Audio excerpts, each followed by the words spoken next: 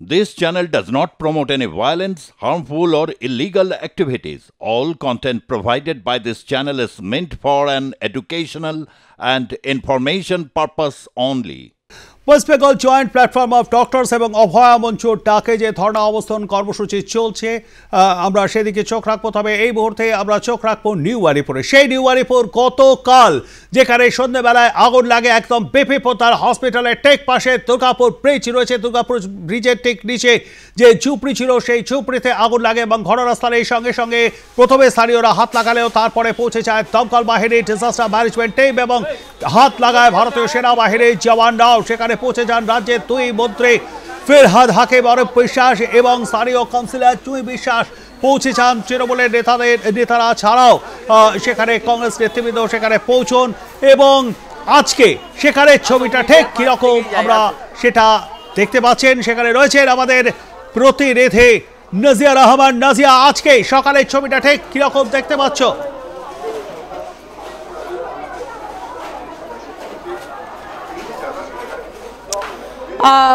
তপসিয়াতে আগুন এবং তারপরেই দেখা যাচ্ছে নিউ আলিপুরে আগুন। নিউ আলিপুরের এই দুর্গাপুর ব্রিজ, তার নিচে যে ঝুপড়িগুলো ছিল সেই ঝুপড়িতে আগুন লেগে যায়।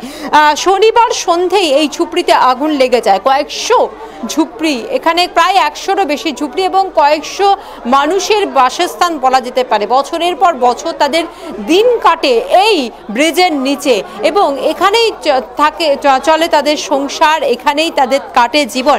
8 থেকে 80 এবং শিশুরা এখানেই থাকে, শিশু থেকে বয়স্ক প্রত্যেকেই কিন্তু এখানে জীবন যাপন করেন। হঠাৎই সন্ধ্যের সময় শনিবার সন্ধে আগুন লেগে যায় এবং এখানে এবং সেই আগুনের লেলিহান শিখা সমস্ত কিছু গ্রাস করে নিয়েছে। দেখা যাচ্ছে যে সম্পূর্ণ পুড়ে কিন্তু ছাই হয়ে গেছে এই জায়গা। এখানে প্রায় 100টি মতো ঝুপড়ির ঘর ছিল এবং সেই সমস্ত ঘরের অবস্থা যে দেখাই যাচ্ছে যে কোনো কিছু জিনিস কিন্তু আস্ত নেই এখানে এবং সব কিছু কিন্তু পুড়ে ছাই হয়ে গেছে। কোনো রকমে আজকে আগুন নেভার পরে কোনো রকমে কিন্তু এই সমস্ত জিনিস থেকে উদ্ধার করছেন তারা। কোনো জিনিস আস্ত আছে কিনা, ঠিক আছে কিনা, সেই সমস্ত বাড়ির কোনো সরঞ্জাম, সেগুলো আসবাবপত্র সমস্ত কিছু ঠিক আছে কিনা সেগুলো দেখছেন, কিন্তু কোনো কিছুই যে ঠিক নেই সেটাই তাদের সামনে আসছে এবং দেখাই যাচ্ছে যেভাবে পুড়েছে। আপনার ঘর কি এখানেই ছিল দাদা? সবকিছু পুড়ে শেষ হয়ে গেছে। কি কি ছিল ঘরের মধ্যে? ওই হাঁড়ি বাসন টাসন ছিল, জামা প্যান্ট সমস্ত কিছু পুড়ে ছাই। আপনার নাম কি? বলাই জানা। কত বছর ধরে আছেন এখানে? 30 বছর। 31 বছর ধরে আছেন। তো এখানে কেন আগুন লাগলো? ইলেকট্রিসিটি থেকে বা কোনো থেকে লেগে চলেছে?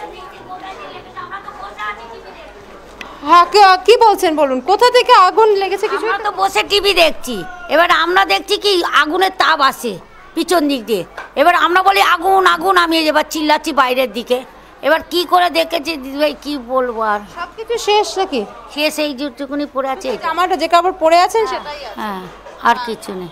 আর আপনার বাড়িতে ছেলে মেয়ে সবকিছু? ছেলে বাইরে কাজ করে, মেয়ে বিয়ে দিয়েছি, একটা নাতি আমার কাছে আছে। নাতি ঠিক আছে? ঠিক আছে, নাতিকে ওর বাবা পরশুদিন নিয়ে গেছে, ওর থ্যালাসিমা বাচ্চা। ওর বাবা ওর জেঠু মারা গেছে বলে নিয়ে গেছে।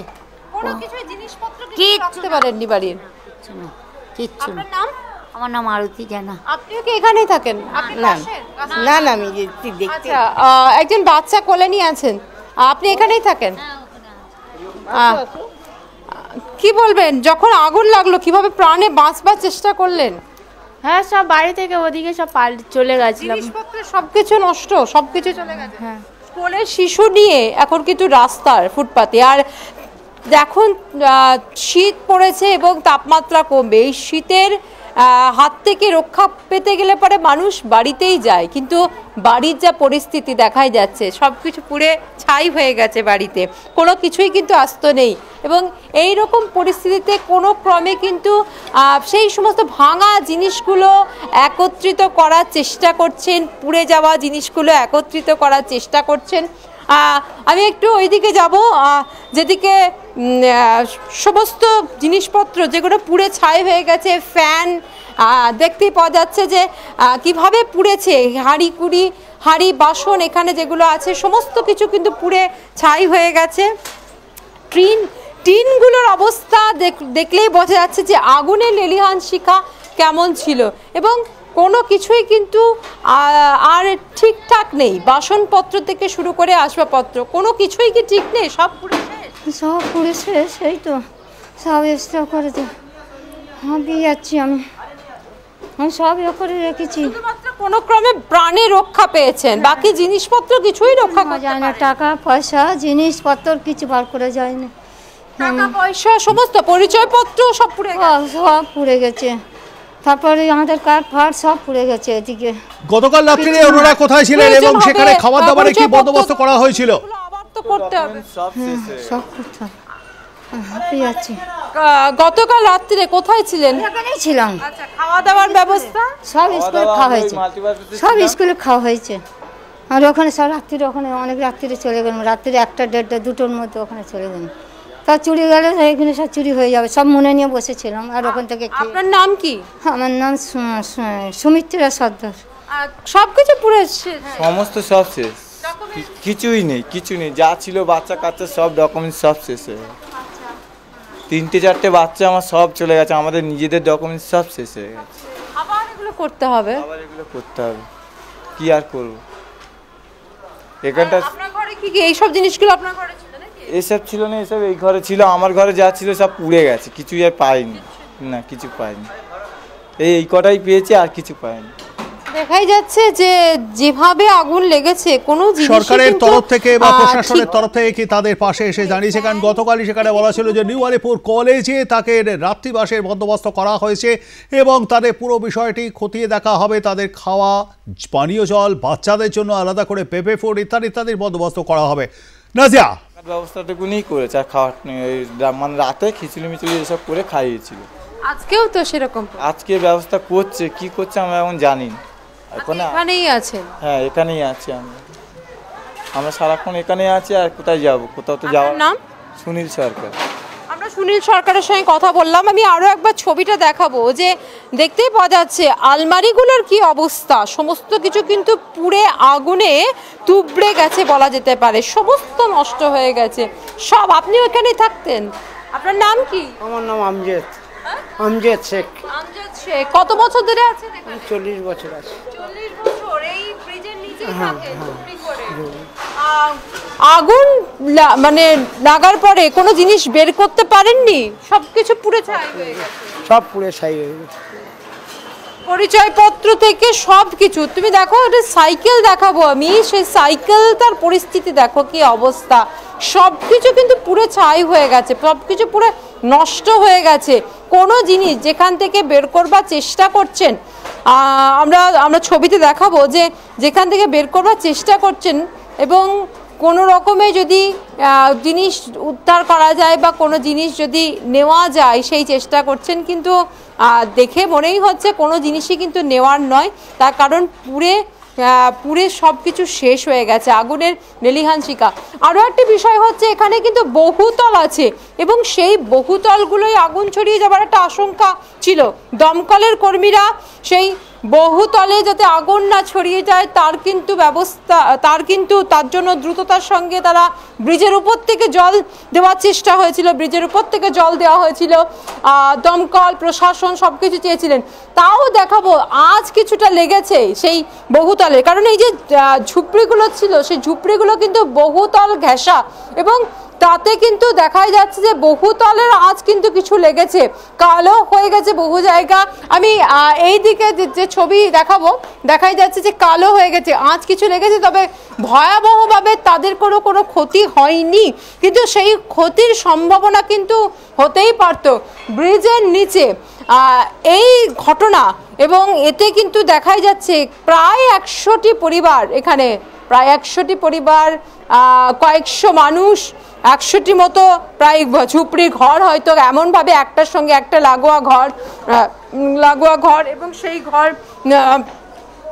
সেই ঘরগুলো পুড়ে ছাই হয়ে গেছে। আমি আরও একবার যাব, কয়েকজনের সঙ্গে কথা বলবো।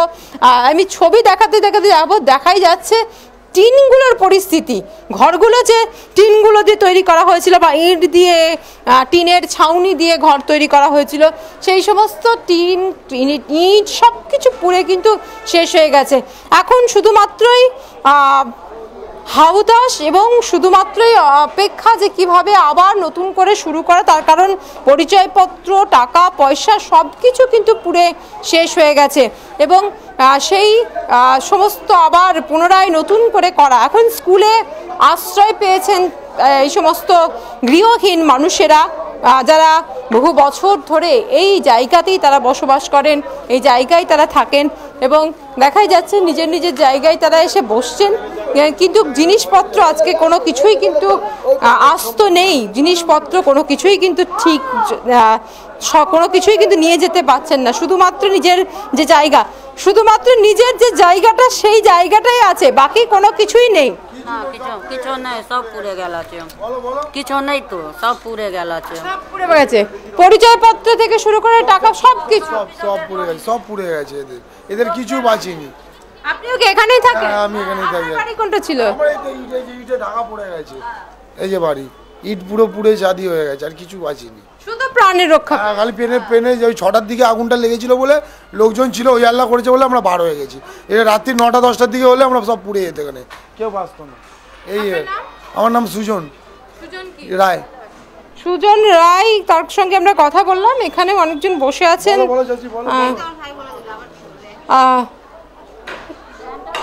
দেখতেই পাওয়া যাচ্ছে যে কি অবস্থা, মানে কোনো কিছুই কিন্তু এখন আর ঠিক নেই, কোনো কিছুই কিন্তু এখন আর আস্ত নেই বলা যেতে পারে, সব কিছু পুড়ে ছাই হয়ে গেছে। আমি এই ছবিগুলো আমার বিনয়দাকে বলবো দেখাতে, ছবিগুলো, আলমারিগুলো কি অবস্থা, আলমারিগুলো পুড়ে প্রায় মানে শেষ বলা যেতে পারে, টিনগুলোর অবস্থা। তুমি কোথায়, এখানেই থাকো? হ্যাঁ, আচ্ছা, তো এইটা বাড়ি মানে পুরো লাগোয়া বাড়ি? তো পুরো লাগোয়া বাড়ি আন্টি। আমাদের এই ব্রিজটা আছে, এটা খুলে পড়ার মতন অবস্থায় চলে এসেছে।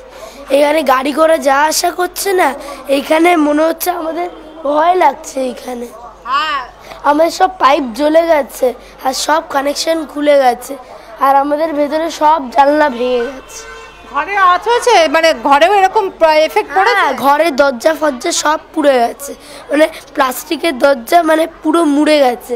এই পুরো বাড়িটা আমাদের। তোমার নাম? সাদভিক সরকার।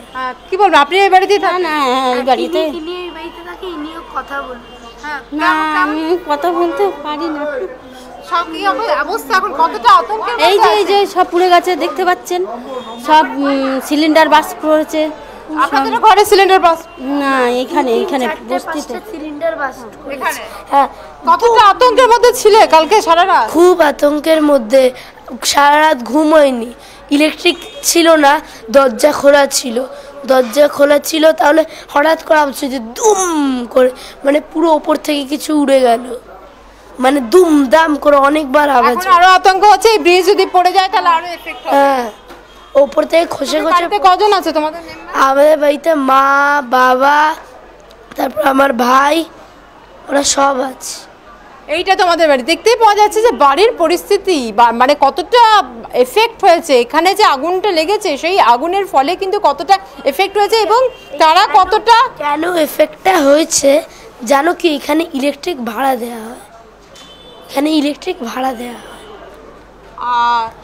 এবং দেখাই যাচ্ছে যে কতটা আতঙ্কিত তারা, এবং ইলেকট্রিকও ভাড়া দেওয়া হয়, সব কিছু ভাড়া দেওয়া হয়, মানে জলও ভাড়া দেওয়া হয় লাইন টেনে। মানে এইখানে ইলেকট্রিক ভাড়া দেওয়া হতো, জল ভাড়া দেওয়া হতো, সব ভাড়া দেওয়া হতো। বোঝা যাচ্ছে কতটা আতঙ্কের মধ্যে। আমার মনে হচ্ছে রাজা কোথাও একটা একবারে তো বাচ্চা ছেলে এবং সেটা মনে হয় ঠিকঠাক করতে পারছে না, মনে হচ্ছে ও ইলেকট্রিক হুকিং করা হয়, সেইটাই ও বলতে চাইছে সম্ভবত, নয় কি নাজিয়া? একেবারে সেটাই মনে হচ্ছে যে হ্যাঁ, হুকিং করা এই ধরনের পরিস্থিতি। কারণ এখানে তো ইলেকট্রিসিটি, ব্রিজের নিচে ইলেকট্রিসিটি তো সেমনভাবে আইনিগতভাবে হয় না, বা আইনিগতভাবে নেবে কি করে, সেই বিষয়টাই কিন্তু উঠে আসছে এবং সে থেকেই হয়েছে আগুন, কোথাও থেকে হয়তো শর্ট সার্কিট থেকে, বা এখনো অবশ্যই তদন্তের অনুযায়ী একদমই নাবালক ঠিক মতন গুছিয়ে বলতে পারেনি, হয়তো সেই ইলেকট্রিক হুকিং করা হয়েছিল, বেআইনিভাবে বিদ্যুৎ সংযোগ, শর্ট সার্কিট, আগুন, সিলিন্ডার ব্লাস্ট, ক্ষতিগ্রস্ত। আপাতত ধন্যবাদ আমাদের সঙ্গে থাকবার জন্য।